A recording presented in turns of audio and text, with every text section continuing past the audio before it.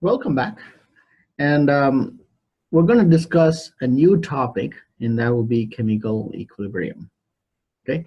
The reason I chose chemical equilibrium now over chemical kinetics is I think chemical equilibrium kind of correlates more to all the acid base equilibrium that we have learned.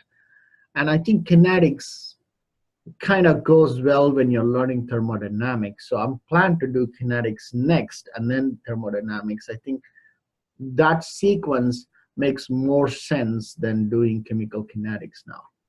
With that said, the topic of chemical equilibrium in itself was the focus of my doctoral study. And many thanks to my advisor, I would fondly recall my memories in graduate school now. And I'd like to thank Dr. Rebecca Kroll, who was my advisor at that time.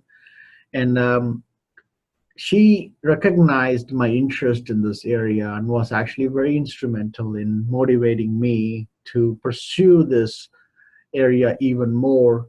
And that's one of the good things about getting a PhD in educational sciences is you're not doing somebody else's research and get a PhD. This is what happens in many areas. Whereas in education, everything right from day one is tailored to your interest, and you're only researching your interest and not doing somebody else's work and get a PhD. Okay, so this was purely my interest, and she helped me motivate it, and I can't thank her enough for what she has done. And in the end, that turned out to be my doctoral work. Okay, for my doctoral work, I explored how many misconceptions students have towards this topic, and where do those misconceptions stem from, and how does it prevent them from doing well on exams.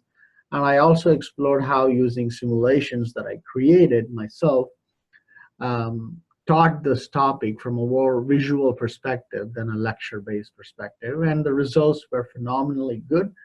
And I'm very happy for my doctoral work, and many thanks to my committee and my doctoral advisor at this point of time.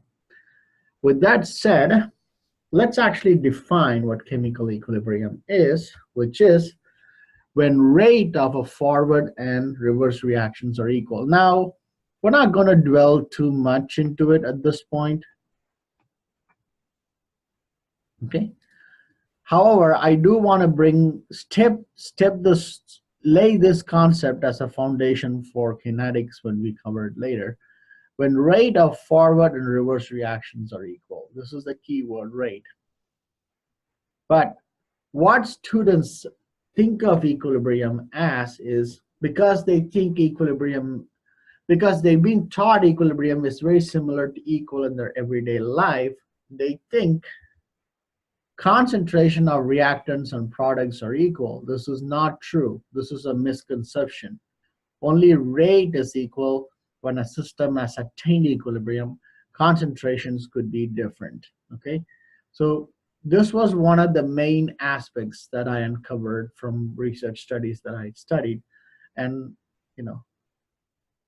so the definition is when rate of forward and reverse reactions are equal. Now, if you remember, when we did talk about equilibrium, whether it's acid-base or just chemical, it doesn't matter. Equilibrium involves a reaction is happening in both directions, which is indicated by a double-headed arrow, right? Conventional to a single-headed arrow for reactions that go only one way, right? So what is rate? That is amount of either a reactant or reactants disappearing, or product or products appearing over a period of time. Typically, reactants are lost because they react to produce products, and products are produced. But in a reaction that's equilibrium, reactants are lost to produce products, and products are lost to produce reactants. So if this is reactant, this is product, reactant is lost to produce product.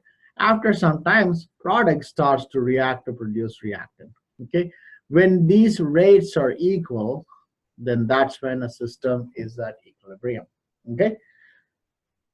So we're not going to focus too much on the rate part itself, where I just want to define it, and then we're going to come back to it when we define chemical kinetics. Okay. Now you see this is an example of a reaction that's attained chemical equilibrium as indicated by a double-headed arrow. as always with all reactions, the first thing you've got to do is balance it. So this would be 1, 3, and 2.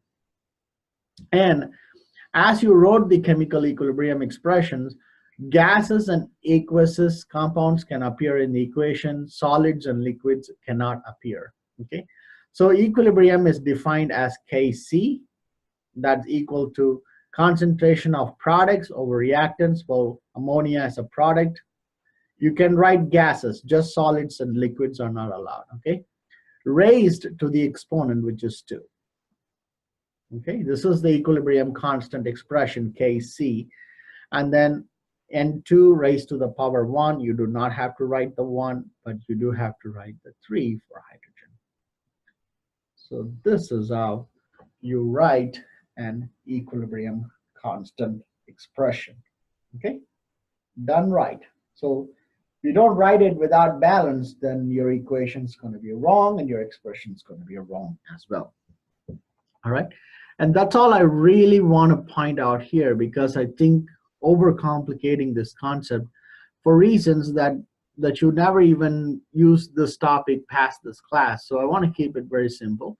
So this is the intro video to the topic of, and this is called the equilibrium constant. Okay.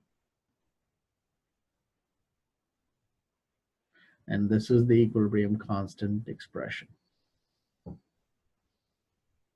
Okay, so I'll see you back with another video where we're going to do some manipulative problems. See if you understand those. Okay, they're very important, right? So stay tuned.